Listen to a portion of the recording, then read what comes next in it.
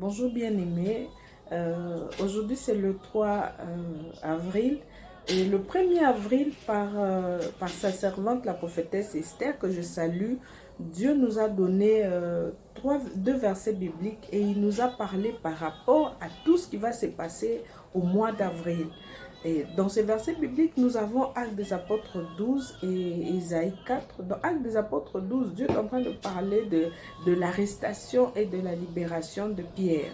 Dieu est en train de montrer la manière dont Pierre s'est retrouvé en prison injustement et la manière dont il a souffert dans la prison, la manière dont il était vraiment enfermé, confiné comme nous le sommes maintenant dans nos maisons où on nous interdit de sortir, où il y a la garde, où il y a la police qui nous protège, qui ne veut pas que nous sortions. C'est un peu comme ça que Pierre était dans la prison.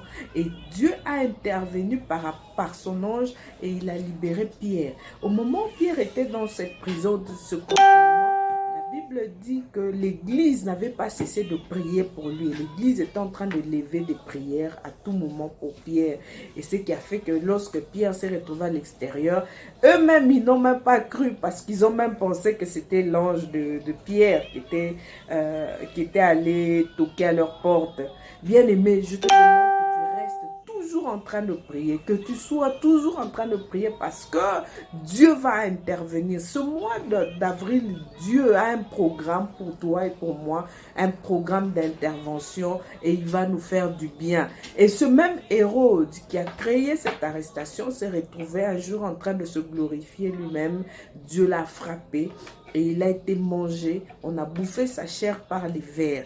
Et Dieu, ce jour-là, il s'est glorifié. Nous allons directement dans Ésaïe, où Dieu est en train de parler par rapport à ce germe, à ce reste. Il dit, après que Dieu ait nettoyé la fille des Sion, après que Dieu ait nettoyé toutes les ordures, Dieu va faire qu'il y ait un germe, un reste. Moi, je les appelle les 7000. Ce sont des personnes qui ne se sont jamais prosternées devant Baal. Ces personnes qui vont vivre la magnificence de notre Dieu. Ces personnes qui vont rayonner. Ces personnes qui vont craindre Dieu. Ces personnes qui seront des modèles. Et ce sont ces personnes-là qui vont s'élever comme des géants financiers, des géants en intelligence, des géants en sagesse, des géants en industrie, des géants de puissance dans le monde, parce que la Bible dit que en ce moment-là, la maison de l'Éternel va s'élever au-dessus de la montagne. C'est le temps où Dieu va élever ceux de son côté.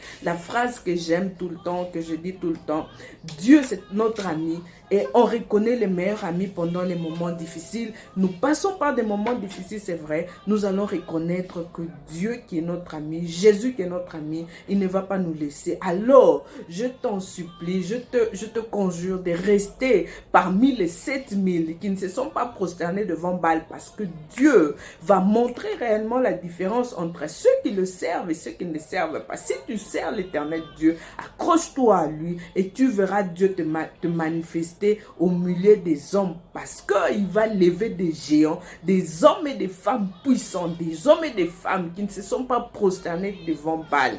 C'est comme ça que je te demande d'entrer dans la liste, que tu entres dans le nombre des femmes et des hommes qui ne se sont jamais prosternés devant Baal.